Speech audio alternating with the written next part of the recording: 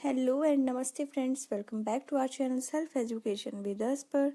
Previous video में हमने start किया था विश्व इतिहास के बारे में पढ़ना, जिसमें हमारा पहला टॉपिक था अमेरिका का स्वतंत्रता संग्राम।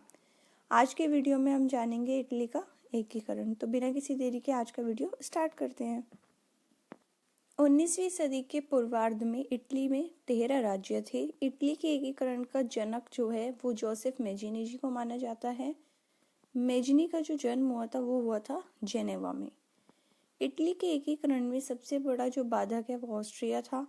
इटली के एकीकरण में सार्डिनिया पिडमोंट राज्य ने अगुवाई की थी। इटली की समस्या को काउंट काबूर ने अंतर्राष्ट्रीय समस्या बना दिया था और इसके एकीकरण की जो तलवार थी वो गैरीबाल्डी को कहा जाता है। इटली के एकीकरण का जो क्रेडिट है वो मेजिनी, काउंट काबूर और गैरीबाल्डी को दिया जाता है। और यंग इटली की जो स्थापना थी वो 1831 में जोसेफ मेजिनी ने की थी। गैरीबाल्डी लाल कुर्ती के नाम से सेना का संगठन किया और कार्बोनरी सोसाइटी का जो संस्थापक था वो कौन था? गिवर्टी। विक्टर एमेनुअल सार्डिनिया का शासक था और इटली के एकीकरण की जो शुरुआत थी वो लोम्बार्डी एवं सार्डिनिया राज्यों से मेल होकर हुई। इटली राष्ट्र का जो जन्म हुआ था वो हुआ था 2 अप्रैल 1860 को। 1871 में रोम के संयुक्त इटली का राजधानी जो है वो घोषित कर दिया गया था रोम को, ठीक है, इटली की।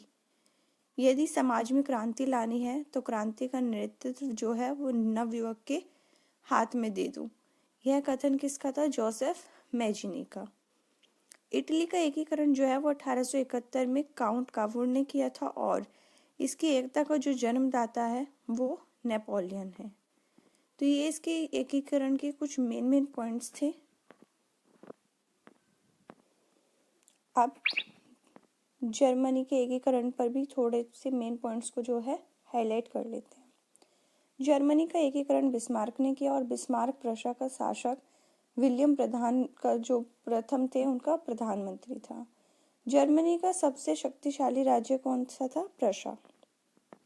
बिस्मार्क जर्मनी का एकीकरण प्रशा में नेतृत्व चाहता था और विलियम को जर्मन संघ के सम्राट का ताज जो है वो 8 फरवरी 1871 में पहनाया गया। बिस्मार्क को सबसे अधिक भय जो था वो फ्रांस से था और जर्मनी में राष्ट्रीयता का जो संदेशवाहक था वो कौन था? Napoleon Bonaparte. जर्मनी के आर्थिक राष्ट्रवाद का जो पिता है वो फ्रेडरिक लिस्ट को माना जाता है तथा जर्मनी राष्ट्रीय सभा को डाइट के नाम से भी जाना जाता है। यह फ्रैंकफर्ट में हुआ करती थी। 1815 से 1850 के बीच जर्मन साम्राज्य पर ऑस्ट्रिया का आधिपत्य था और इसका जो चांसलर था ऑस्ट्रिया का वो कौन था? मेटरनिक। एकीकृत जर्मन राष्ट्र के निर्माण में राके, बॉर्मर, लसर इत्यादि दार्शनिकों ने जो है इम्पोर्टेंट रोल निभाया था और फ्रैंकफर्ट संविधान सभा का जो गठन था वो मई 1848 में किया गया। विलियम प्रथम ने शासनकाल में प्रशा का रक्षा मंत्री वान रून एवं सेनापति जो था वो कौन था? वॉन मोल्टेक। 23 सितंबर 1862 को बिस्मार्क प्रशा का चांसलर बना। विलियम प्रथम ने बिस्मार्क को क्या कहा था? बाजीगर। सेरेजोवा के युद्ध में 1866 को ऑस्ट्रिया ने प्रशा के आगे क्या किया था? आत्मसमर्पण कर दिया था। 23 अगस्त 1866 को प्राग संधि के तहत ऑस्ट्रिया जर्मन संघ में शामिल किया गया और फ्रांस एवं प्रशा के बीच सेडान का युद्ध 15 जुलाई 1870 को हुआ। नेपोलियन तृतीय ने प्रशा के आगे 1 सितंबर 1870 ईस्वी को आत्मसमर्पण किया और बिस्मार्क ने जर्मनी के सम्राट विलियम प्रथम का जो राज्याभिषेक था वो वर्साई के राजमहल में किया था। फ्रैंकफर्ट की जो संधि हुई थी वो 10 मई 1871 को हुई थी। किसके साथ? फ्रांस और प्रशा के मध्य। सूडान के युद्ध के बाद जर्मनी का एकीकरण जो था वो संभव हो सका था। Now move on our next topic, रूसी क्रांति। समाजवाद शब्द का जो प्रयोग था वो सर्वप्रथम रॉबर्ट ओवन ने किया था और ये वेल्स का रहने वाला था। ये रूसी क्रांति के बारे में हम पढ़ रहे हैं, ठीक है। आदर्शवादी समाजवाद का प्रवक्ता रॉबर्ट ओवन को माना जाता है और वैज्ञानिक समाजवाद का जो संस्थापक है उसको किसे माना जाता है? कार्ल मार्क्स को। कार्ल मार्क्स कहाँ के रहने वाले थे? जर्मनी की। कार्ल मार्क्स ने दास कैपिटल एवं कम्युनिस्ट मैनिफेस्टो नामक पुस्तक लिखी थी। फ्रांसीसी साम्यवाद का जो जनक है वो सेंट साइमन को माना जाता है और फैबियन सोशलिज्म का नेतृत्व किसने किया था? जॉर्ज बर्नार्ड शॉ ने। लंदन में फैबियन सोसाइटी की स्थापना 1884 में हुई थी और दुनिया के मजदूर एक हो का जो नारा था वो भी किसने दिया था? कार्ल मार्क्स ने। रूस के शासक को जार कहा जाता है और यह जारशाही व्यवस्था जो है वो मार्च 1917 को समाप्त हो गई थी।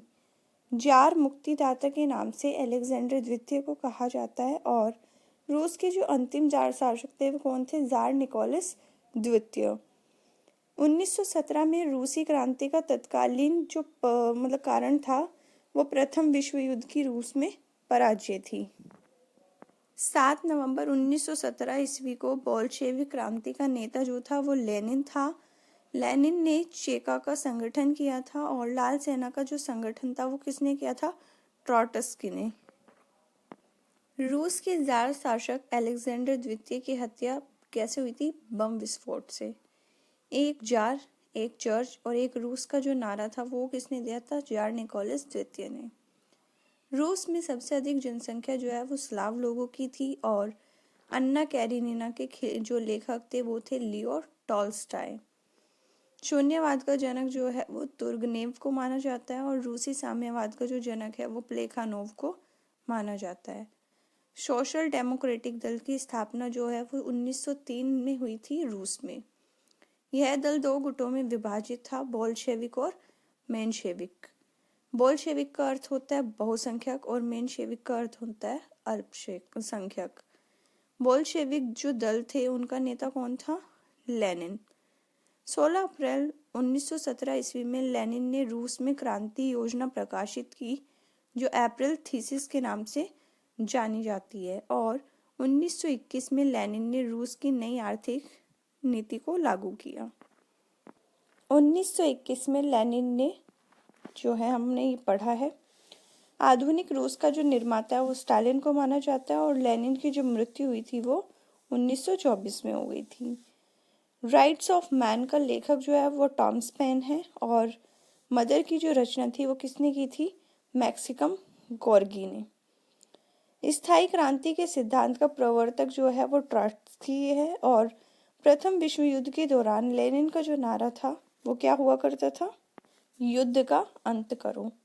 कार्ल मार्क्स का जो आजीवन साथी रहा था वह कौन रहा था? Friedrich Engels. आज की वीडियो में हमने छोटे छोटे काफ़ी पॉइंट्स पे जो है हाईलाइट किया है, एक्सप्लेन किया है, जैसे इटली का एकीकरण, जर्मनी का एकीकरण और रूसी क्रांति। आई होप कि ये वीडियो आपको बहुत हेल्पफुल रहेगी, तो वीडियो को पूरा देखिएगा बिना स्किप किए एंड चैनल को सब्सक्राइब करना मत भूलिएगा। Do like, share and subscribe. Thank you.